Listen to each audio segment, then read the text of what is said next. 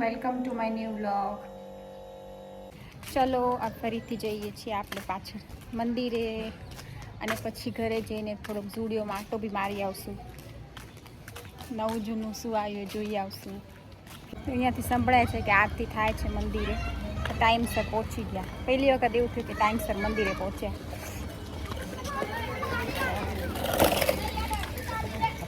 ગરમી થાય જો અહીંયા આરતી ચાલુ છે અને મહારાજ જો આરતી કરે છે.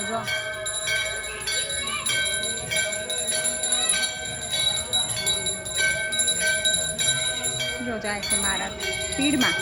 વાહ,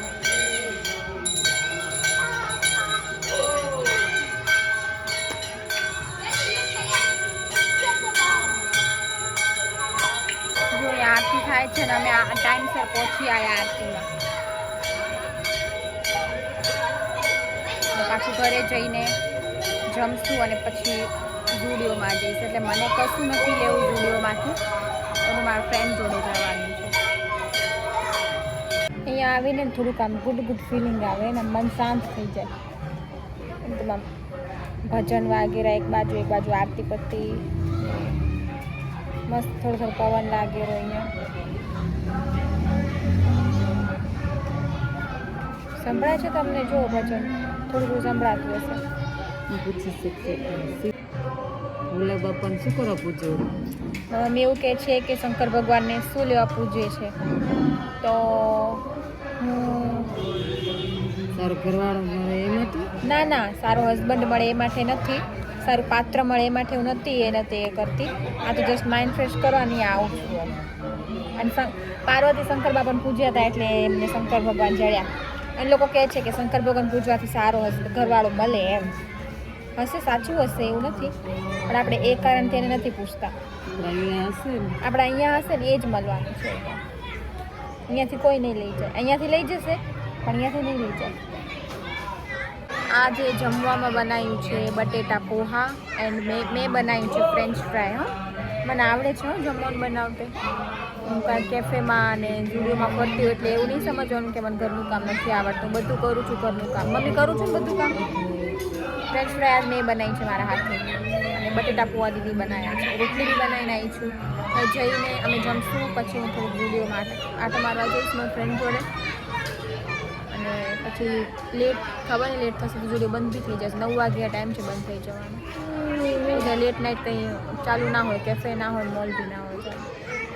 તો જઈએ હવે ઘરે દર્શન કરીને. જો પેલા અંદર છે ને કપડાં પહેરાવે છે. જો મસ્ત છે.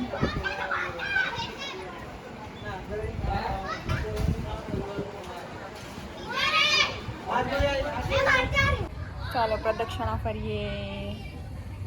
પાછળ કેટલું મસ્ત વેધર દેખાય છે.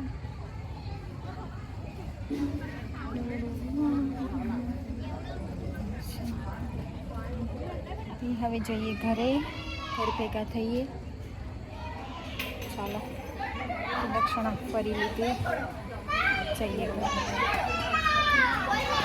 ચાલો હવે જઈ રહ્યા ઘરે. પછી હું તમને બતાવું બ્લોગમાં ઝૂડિયો જાઉં છું કે નહીં, ખુલ્લો છે કે નહીં.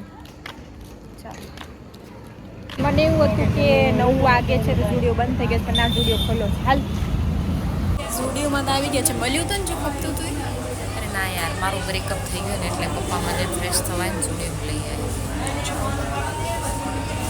હું ઝૂડિયોમાં આવી છું. કેટલા વાગે હમણાં? 8:44. 9 વાગવા આવ્યા ને આ ટાઈમે હું ઝૂડિયોમાં આવી મારી ફ્રેન્ડ જોડે. એનું બ્રેકઅપ થઈ ગયું ને એટલે મને ઝૂડિયોમાં લઈને આવી ગયો એનું માઇન્ડ ફ્રેશ કરવાનું. તે બધું મારું બી ગમ્યું તો છે ઘણું બધું, પણ કન્ફ્યુઝન છે શું લઉં શું ના લઉં. ઝૂડિયોમાં બહુ ગમે, ખબર નહીં, ગુડ ફિલિંગ આવે મને. ગુડ ફિલિંગ આવે એટલે રાતના 9 વાગ્યા ને તો હું અહીંયા આવ્યું ઝૂડિયોમાં આવ્યું આમ ફરવા આંટો મારવા. અમારા ફ્રેન્ડનું બ્રેકઅપ થઈ ગયું ને એટલે એ મને અહીંયા લાવી. હું છે ને અહીંયા ચેન્જેબલમાં આવી છું. મસ્ત જોઉં કેવું લાગે છે મારે. જો તમને બ્લોગ ગમ્યો હોય તો લાઈક, શેર અને સબસ્ક્રાઈબ કરજો. ટાટા, નેક્સ્ટ બ્લોગમાં મળીએ.